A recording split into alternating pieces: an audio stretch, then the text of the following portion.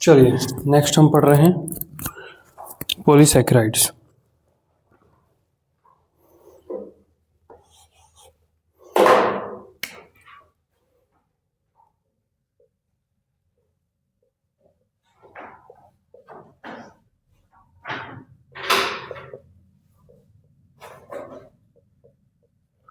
Polysaccharides तो ऐसे carbohydrate जिनके हाइड्रोलिसिस करने पर 10 या उससे ज़्यादा मतलब 10 से ज़्यादा मोनोसैकेराइड्स बन जाते हैं, उन्हें बोलते हैं पॉलीसैकेराइड्स, है ना। तो लिखिए इसमें polysaccharides contain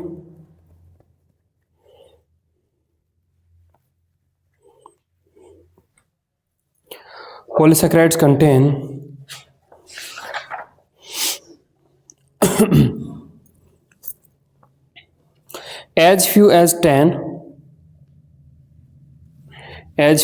10 or as many as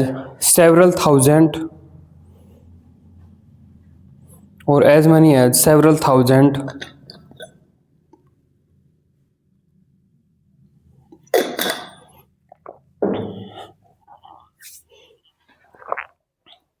or up to 1 lakh monosaccharides or up to 1 lakh monosaccharides units joined together by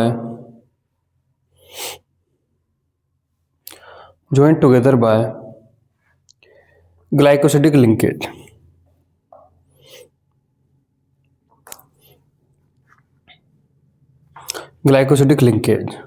Will stop. All polysaccharides are non-reducing,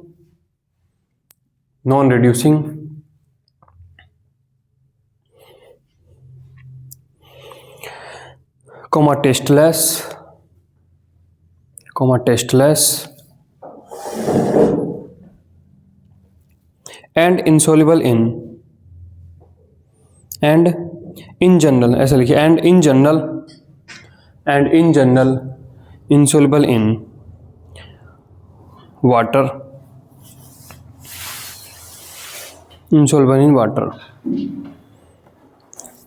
comma, although they have one hemiacetal at terminal,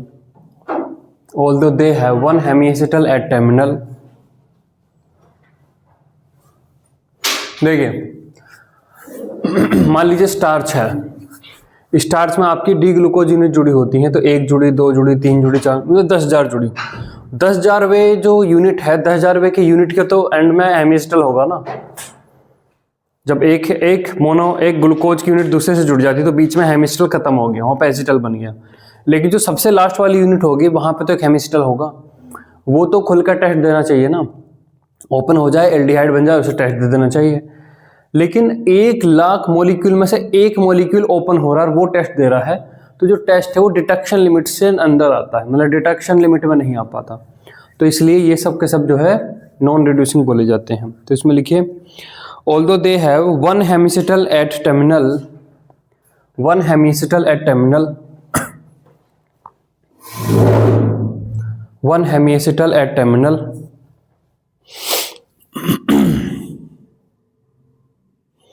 which is oxidized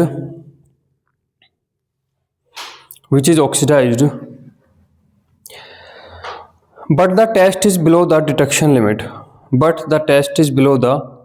detection limit, below the detection limit।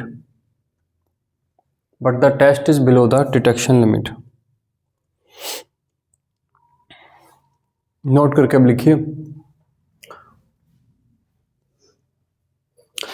In general जो भी polysaccharides हैं वे सब के सब glucose के polymer हैं, है ना। ग्लूकोज की यूनिट जुड़ गई हैं, अल्फा लिंकेज से जुड़ी या बीटा से जुड़ी या 1,4 जुड़ा या 1,6 जुड़ा, सब के सब ग्लूकोज की हैं, केवल इनुलिन को छोड़ गए। इनुलिन जो है फ्रक्टोज का पॉलीमर है। तो लिखिए इसमें in general all polysaccharides are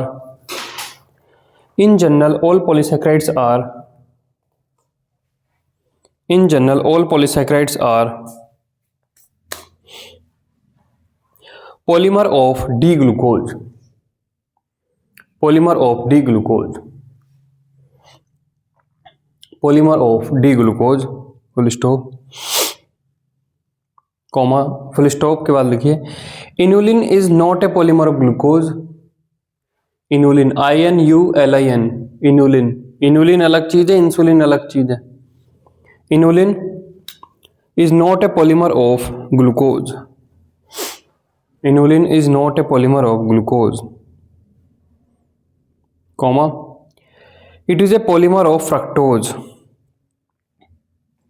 It is a polymer of fructose.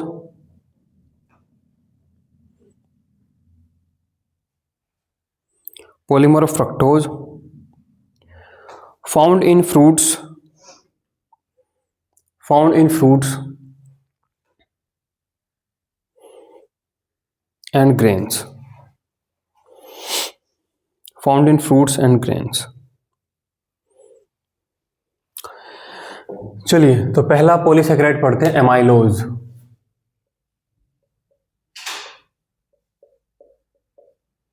Amylose, तो पहले मैं इसकी स्ट्रक्चर बना देता हूं, फिर आप बनाइएगा.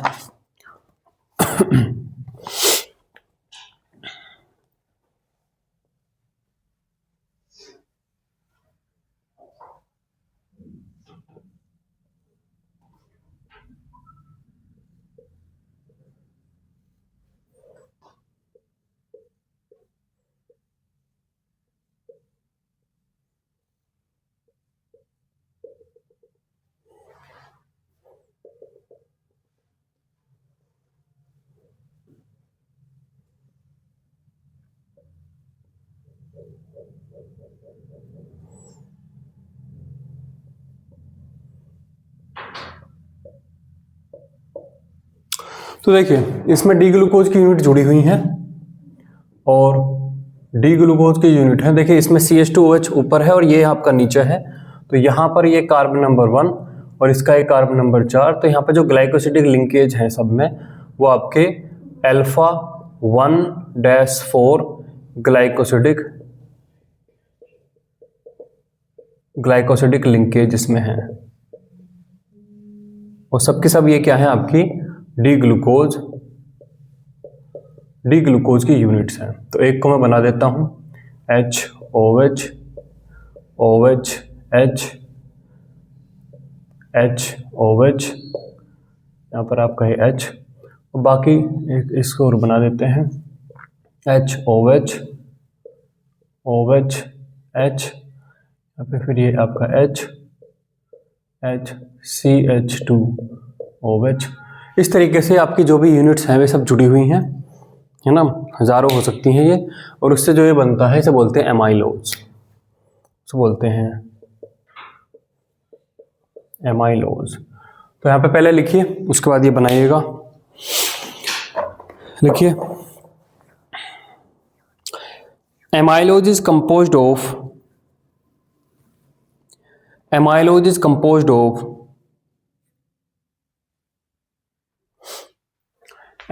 is composed of unbranched chain of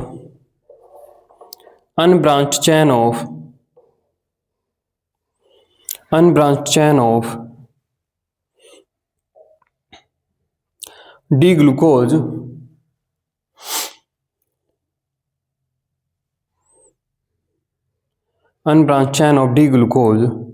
joined by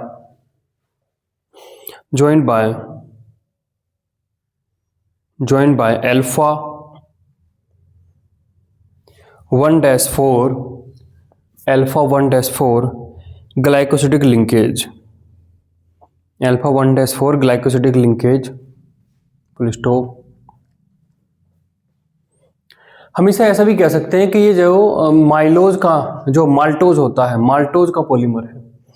हालांकि माल्टोज खुद ग्लूकोज का डाइमर है, लेकिन अगर आप इसको देखें, यहाँ पे मैं इसे दबा लूँ इसे, तो ये एक तरीके से दो यूनिट अगर जुड़ रही हैं तो ये माल्टोज है. और माल्टोज में अल्फा 1-4 ग्लाइकोसिडिक लिंकेज होता है ना. इसमें लिखिए, you can say that you can say that it is a polymer of maltose. It is a polymer of maltose. तो देखिए माल्टोज, माल्टोज, एमाइलोज, ये दोनों वर्ड क्या क्वाइट है ना, ये दोनों क्या है एक तरीके से होमोसोनिक है ना, तो नाम से भी लिख रहा है माल्टोज अमाइलोज एक जैसे से। तो अगर आपको माल्टोज पता है और माल्टोज में क्या होता है, हम यहाँ पर अल्फा याद रखते हैं ना, माल्टोज का मतलब यहाँ पे हम अल्फा, तो आपको सब कुछ याद हो गया। माल्टोज बना है अल्फा ग्लाइकोसिडिक लिंकेज से, और माल्टोज के पॉलीमराइजेशन से एक तरीके से बन रहा है आपके पास अमाइलोज। बनाइए इसको।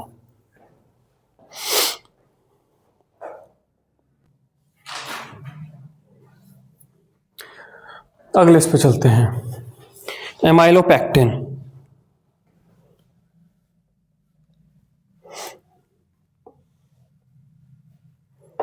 एमाइलोपेक्टिन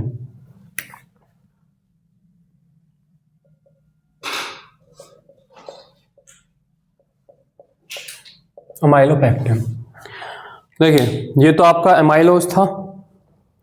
एमाइलोज में जितने भी लिंकेज हैं आपके अल्फा 1-4- लिंकेज है ना। वहीं पर एमाइलोपेक्टिन में क्या हो जाता है, एमाइलोपेक्टिन में आपका 1-6 लिंकेज भी यहां पर हो जाते हैं।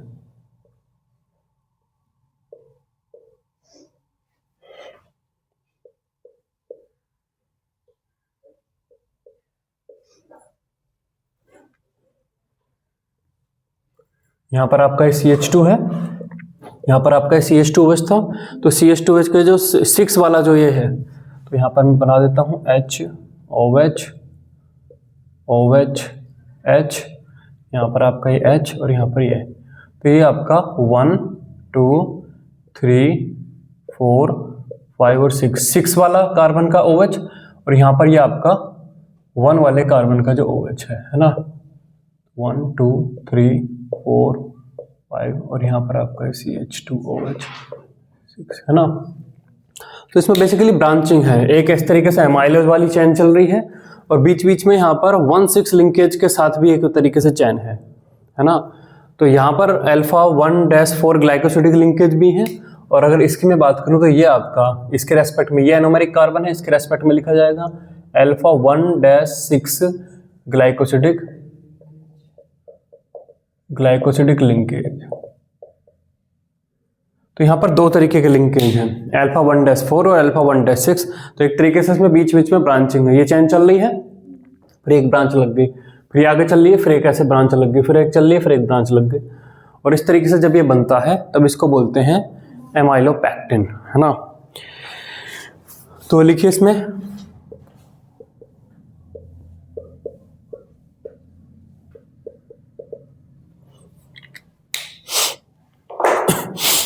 Amylopectin.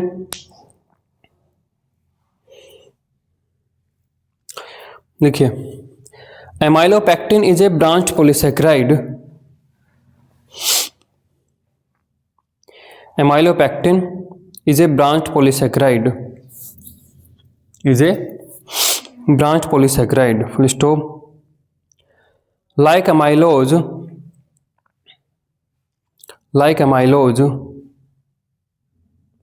comma, it is composed of chain of, like amylose it is composed of chain of D-glucose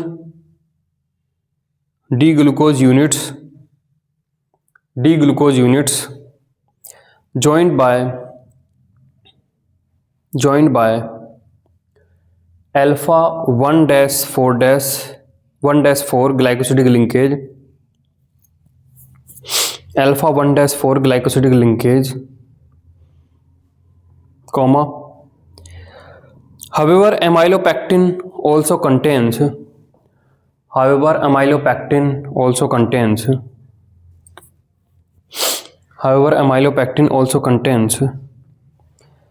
alpha 1-6 glycosidic linkage, alpha 1-6 glycosidic linkage.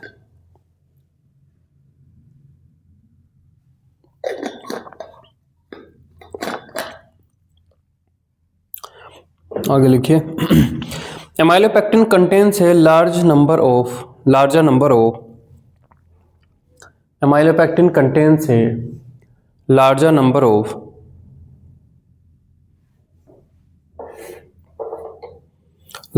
Of glucose units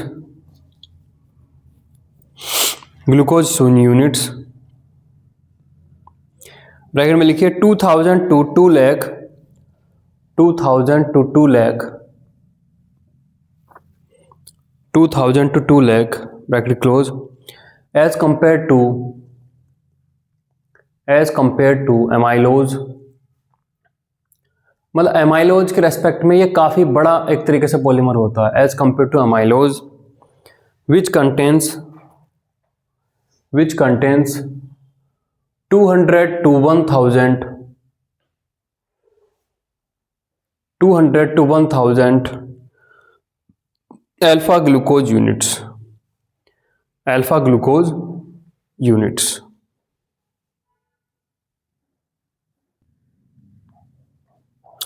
next देखिए स्टार्च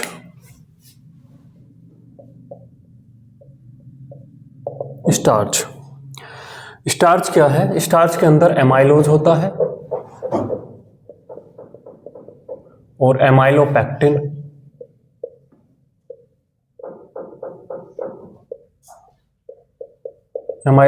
होता है लगभग 20 से 30%, 20 to 30% एमाइलोज होता है और 70 to 80% इसमें amylopectin होता है ना। तो बेसिकली इसमें ए रहता है, एमाइलोज और एमाइलोपेक्टिन। कैसे याद करेंगे इसमें? स्टार्च का मतलब इस टॉर्च है ना, स्टार्च में डबल ए की बैटरी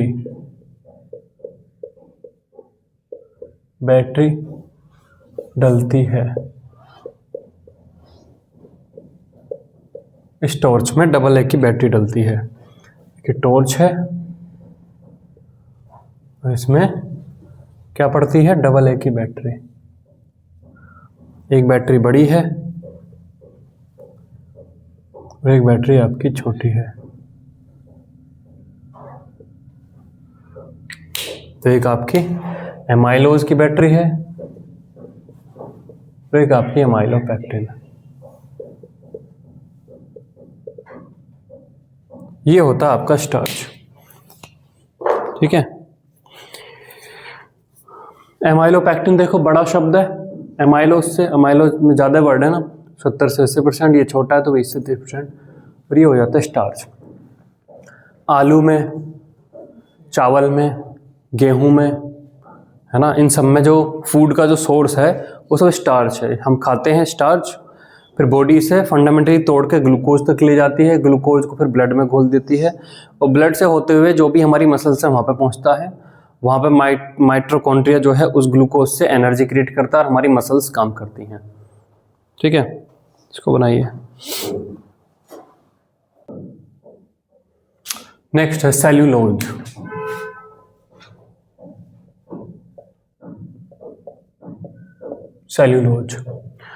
देखिए जो एमाइलोज था, एमाइलोज के अंदर जो डी ग्लूकोज की यूनिट है किस लिंकेज से जुड़ी है? अल्फा से। यहाँ पर है बीटा से, है ना, यहाँ पर आपकी होंगी बीटा से।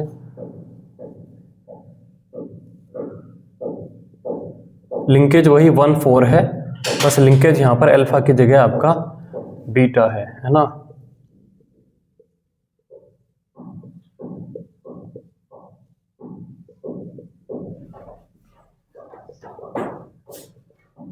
इस तरीके से आपके ये जुड़ी हुई हैं। ठीक है, यहाँ पर आपका ये CH2OH, एक को मैं बना देता हूँ HOH, OH, H, HOH, और ये जो लिंकेज है यहाँ पर आपका ये बीटा 1,4 ग्लाइकोसिडिक ग्लाइकोसिडिक लिंकेज है, ग्लाइकोसिडिक लिंकेज है, और इस तरीके से आपको मिल जाता है सेल्यूलोज, सेल्यूलोज। ठीक है, जो प्लांट का जो मेनली वो तना है ना, ये मतलब जो बड़े जो प्लांट है ना, बड़े प्लांट का जो मेनली जो तना है वो सेल्यूलोज का बना होता है। उसी तने से फिर जो ये बनाया जाता है, पेपर वगैरह जो बनाया जाता है, ये इसी तने से बनाया जाता है। वो सेल पेपर जो है मेनली सेल्यूलोज का बना हुआ होता है। ठीक है, और सेल्यूलोज में आपके इस तरीके से D glucose unit beta alpha beta 1,4 linkage के साथ जुड़ी होती है। एमाइलोज में बस अल्फा था और यहाँ पर आपका बीटा लिंकेज है, और ये बन जाता है आपका सेल्यूलोज। तो इसमें लिखिए, cellulose is the structural material of, cellulose is the structural material of higher plants,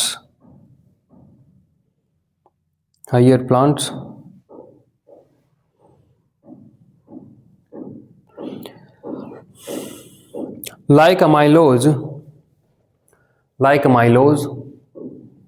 comma, cellulose is composed of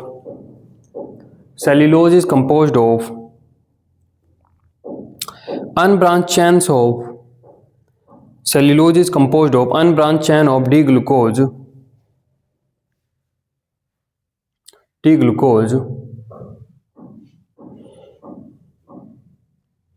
comma, but in cellulose D-glucose units are joined by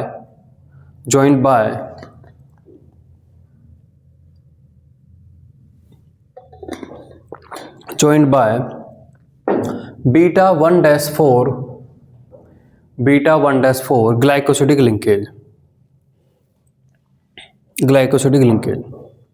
ठीक है। यहाँ पे एक तरीके से देखें तो हमने पढ़ा था सेलोबायोस, और यहाँ पर है सेल्यूलोज। तो मिलते जुलते से वर्ड है ना, ये आपके क्या है, मिलते जुलते से शब्द आपको लग रहे हैं, है ना, सेलोबायोस, cellulose.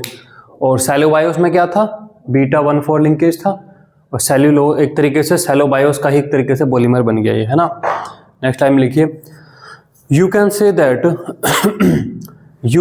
That it is a polymer of cellobiose, it is a polymer of सेलोबायोस।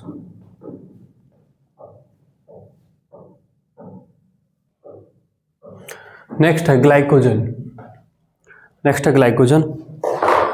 तो ग्लाइकोजन बेसिकली एमाइलोपेक्टिन जैसा ही है। एमाइलोपेक्टिन में क्या था, एमाइलोपेक्टिन में अल्फा 1,4 लिंकेज था और अल्फा 1,6 लिंकेज था, है ना। तो नहीं, ये एमाइलोपेक्टिन जैसा ही है, बस एमाइलोपेक्टिन कम ब्रांच्ड है, ये हाईली ब्रांच्ड है। मतलब एमाइलोपेक्टिन में हो सकता है 200-300 यूनिट के बाद जाके ब्रांचिंग आए, इसमें बहुत जल्दी एक तरीके से ब्रांचिंग, मतलब ये ब्रांचिंग इसमें ज्यादा है ना, बस इतना ही अंतर है। तो लिखिए इसमें, glycogen is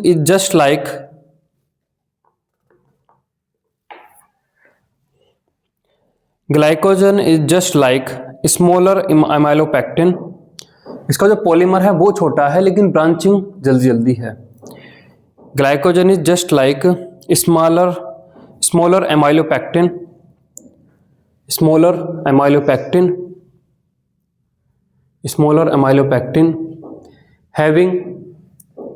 having alpha 1,4 and alpha 1,6 glycosidic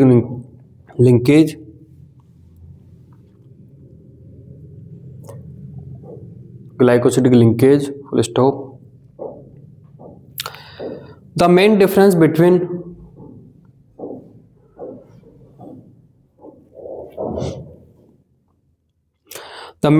between glycogen and amylopectin is that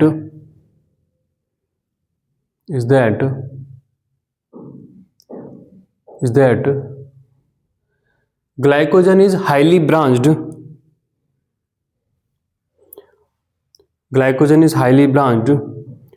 as compared to as compared to amylopectin, as compared to amylopectin, as compared to amylopectin. Full stop. जो प्लांट्स होते हैं वे food बनाते हैं, और एक तरीके से food को, मान लो गेहूं का पौधा है, तो गेहूं का पौधा एक तो फूड बना के उसने एक तरीके से सेलुलोज अपनी स्ट्रक्चर बनाई है ना, कार्बन डाइऑक्साइड ली, सनलाइट ली, उसने जो है एक तरीके से सेलुलोज बनाया जिससे कि खुद का तना तैयार हो सके. तना तैयार किया, पत्ते तैयार किए. उसके बाद जो मेन कंपोनेंट, उसका जो मेन पर्पज है गेहूं के पौधे का, क्या तैयार करना है? गेहूं का दाना. और गेहूं का दाना है स्टार्च. गेहूं का तना बना है किससे? सेल्यूलोज से. और उसका जो वो है, जो उसका मेन फाइनली जो आउटकम है वो बना है स्टार्च से, है ना. तो जो पेड़ हैं, प्लांट्स हैं, उनका फाइनली जो आउटकम है वो होता है स्टार्च. तो मतलब कि जो प्लांट्स हैं वे अपना जो भी फूड है वो स्टार्च की फॉर्म में स्टोर करते हैं, है ना. ऐसी जब एनिमल हैं, एनिमल मतलब ह्यूमन बीइंग है जो भी हैं, तो हम जब खाना खाते हैं, मान लो हमने उसी स्टार्च को खाया, है ना, गेहूं खाया या हमने चावल खाया, अगर हमारी बॉडी उस स्टार्च को तुरंत ही तोड़ दे और तोड़ के उसको ग्लूकोज बना दे और ग्लूकोज को तुरंत ब्लड में फेंक दे, तो ब्लड के अंदर ग्लूकोज का लेवल ओवरशूट कर जाएगा, मतलब तुरंत डायबिटिक वाली कंडीशन पे आदमी आ जाएगा. खाना खाया और डायबिटीज हो गई, फिर 8-10 घंटे बाद डायबिटीज हाँ ठीक हो गई. रोज खाना खाएगा डायबिटीज हो जाएगी, ये वाली चीज़ हो जाएगी. और जब मतलब ब्लड में ग्लूकोज अगर बहुत ज़्यादा होगा तो फिर बहुत सारी समस्याएं हो सकती हैं. तो बॉडी क्या करती है कि जो स्टार्च है, स्टार्च को पहले तोड़, मतलब मोस्टली जो स्टार्च उसको तोड़ के ग्लाइकोजन बनाती है. स्टार्च क्या है? अमाइलोज और अमाइलोपेक्टिन, है ना. उसको तोड़ के बना देती है ग्लाइकोजन, और उस ग्लाइकोजन को रखती है, स्टोर करके रखती है लीवर में, है ना. थोड़ा सा ग्लूकोज भी बना देती, थोड़ा सा ग्लूकोज ब्लड में चला गया और मोस्टली को ग्लाइकोजन की फॉर्म में बनाकर लीवर में स्टोर कर लिया. अब एक खाने से दूसरे खाने के बीच में 4-5 घंटे का गैप है, तो उस 4 घंटे के दौरान जो लीवर में स्टोर जो ग्लाइकोजन है उसको धीरे धीरे खोलती रहती है, धीरे धीरे उसको ग्लूकोज बना के वो छोड़ती रहती है ब्लड में, जिससे कि 4-5 घंटे तक हमारा का जो ग्लूकोज का लेवल है वो मेंटेन रहे, ना ज़्यादा हो ना कम हो. ब्लड में ग्लूकोज का लेवल ज़्यादा होगा तो भी समस्या, कम होगी तो भी समस्या, है ना. तो जैसे हम खाना खाते हैं, थोड़ी देर के लिए ग्लूकोज एक तरीके से सूटअप होता है, क्योंकि थोड़ी देर के लिए जो है वो ग्लूकोज बहुत जल्दी उसने बनाया होता है, लेकिन जब वो स्टोर कर लेता है तो रेगुलेट हो जाता है अगले 3-4 घंटे के लिए ग्लूकोज का लेवल, जब तक हम अगला खाना नहीं खाते, है ना. तो इस तरीके से करती है. तो ग्लूकोज को वो कहता है कि ग्लूकोज को एनिमल स्टार्च भी बोला जाता है. तो इसमें लाइन लिख लीजिए, ग्लूकोज वो glycogen is also known as animal starch.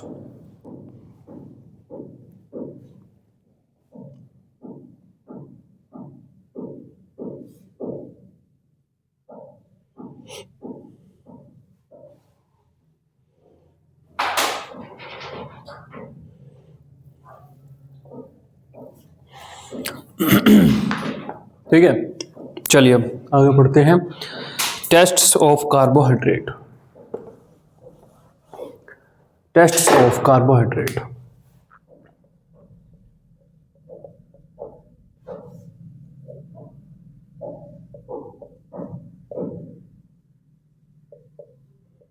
Tests of carbohydrate. तो पहला टेस्ट है Molisch test, MOLISCH, Molisch test. पहला टेस्ट है मोलिश टेस्ट, मोलिश टेस्ट, है ना.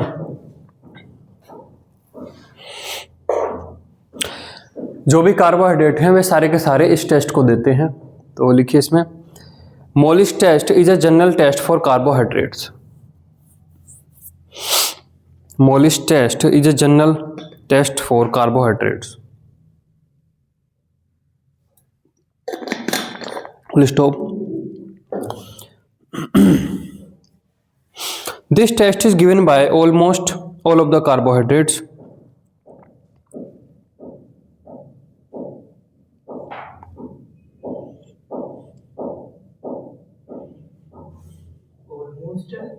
Almost all of the carbohydrates. ठीक है, सेकंड है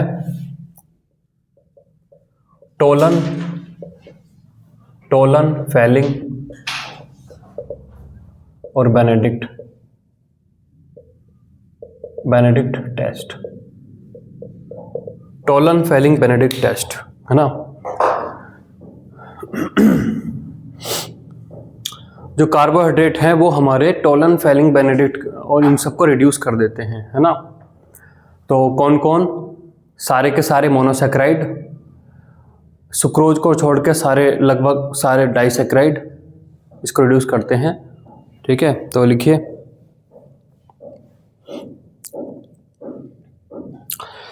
ऑल मोनोसैकेराइड्स, ब्रैकेट में लिखिए aldoses and ketoses. Aldoses and ketoses gives these test, full stop, gives these test, full stop। Next लिखिए in general all disaccharides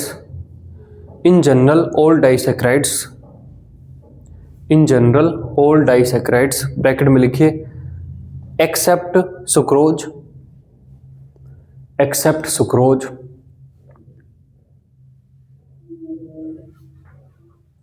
देखिए accept word कितना acceptable word है, accept. ठीक है, बाकी दे रहे हैं, ये नहीं दे रहा है, इसका ये रीजन है। इसी को कुछ टीचर या कुछ मतलब बच्चे या कुछ इस तरीके से माहौल बना देते हैं, एक्सेप्शन। इसी को ये भी लिख सकते थे all disaccharide gives this test, sucrose is exception. Exception बनाने पे जैसे कि उसके अंदर कुछ कमी हो, मतलब सब्जेक्ट भी ऐसा हो कि एक्सेप्शन से भरा हुआ है, तो शब्दों को इस तरीके से तोड़ने मोड़ने पर चीजें खराब हो जाती है ना। सुक्रोज क्यों नहीं दे रहा, उसका अपना रीजन है।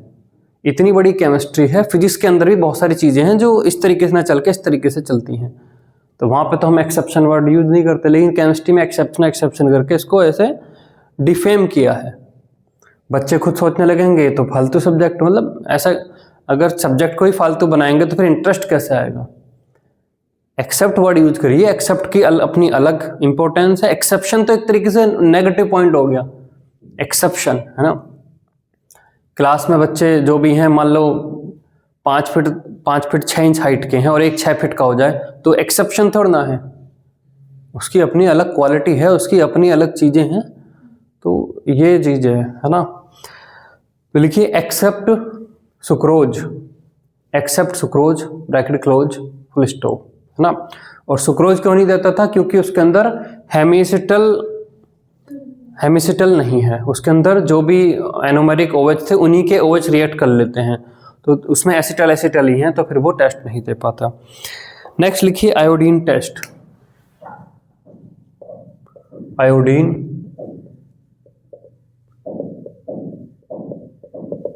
Test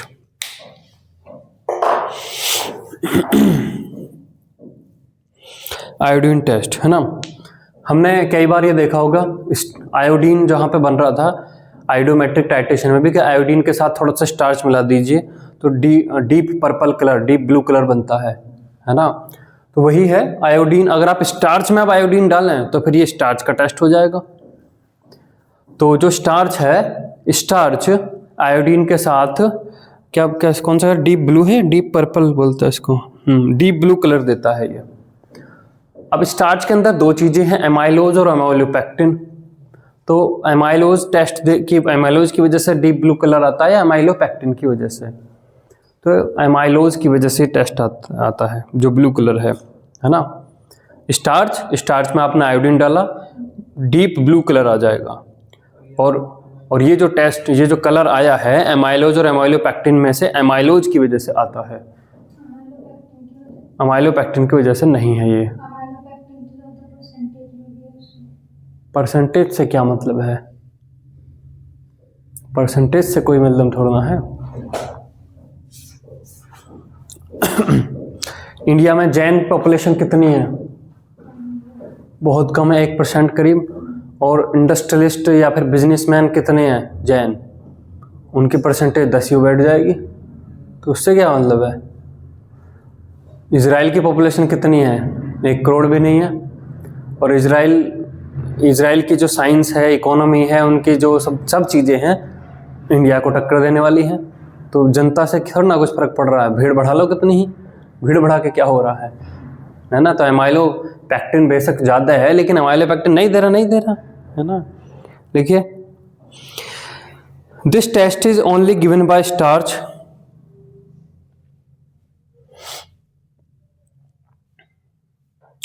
This test is only given by starch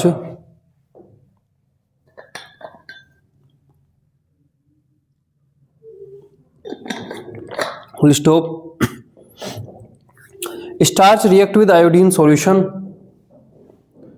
Starch react with iodine solution and forms complex blue color solution. Complex blue color solution. Full stop. In starch,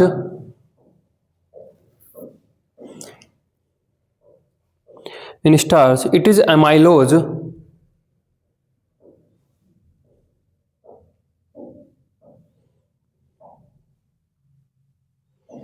It is amylose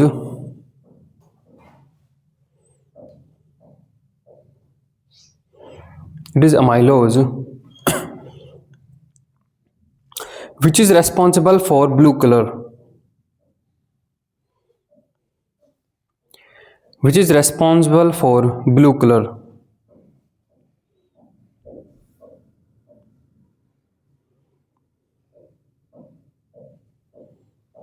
ठीक है, ये कैसे याद करेंगे इसको? मैं भी कई बार कंफ्यूज हो जाता हूँ कि दोनों में से कौन सा देता है। आयोडीन है और आयोडीन के साथ हमारा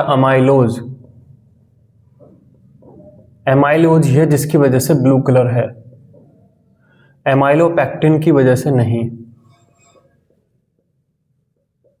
एमाइलोपैक्टिन की वजह से कलर नहीं है। तो कैसे इसको याद करें हम? लास्ट में ई आ रहा है, हाँ बिल्कुल सही हो गया, है ना। आई और आई, ठीक है। तुरंत इसको अभी याद किया जाए। एक पेन देना जरा, है ना। ऐसा इसको याद कर लेंगे। आयोडीन, एमाइलोज और ब्लू, आई और आई। तो ये जो टेस्ट है ये एमाइलोज की वजह से ही है। चलिए एक और टेस्ट है, सेलिवानोफ टेस्ट।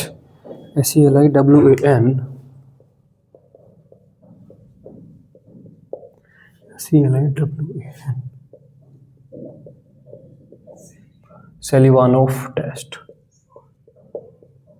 सेलिवानोफ टेस्ट लिखिए।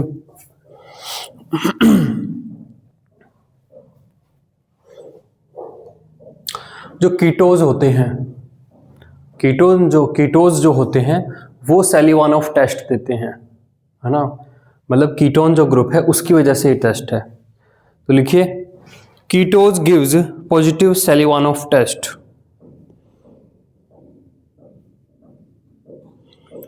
Ketose gives positive Seliwanoff test. Red colour आता है इसमें, ब्रैकेट में लिख लीजिए रेड कलर है इसमें, bracket close. Reagent of test is concentrate HCl।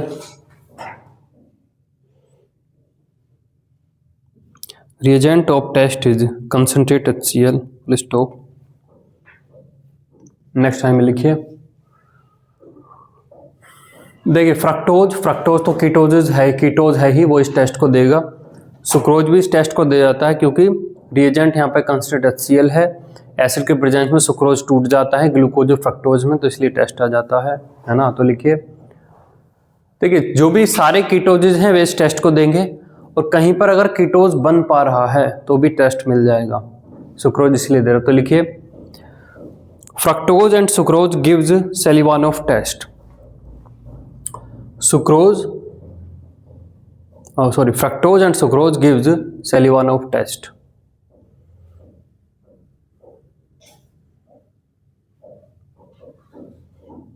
Full stop.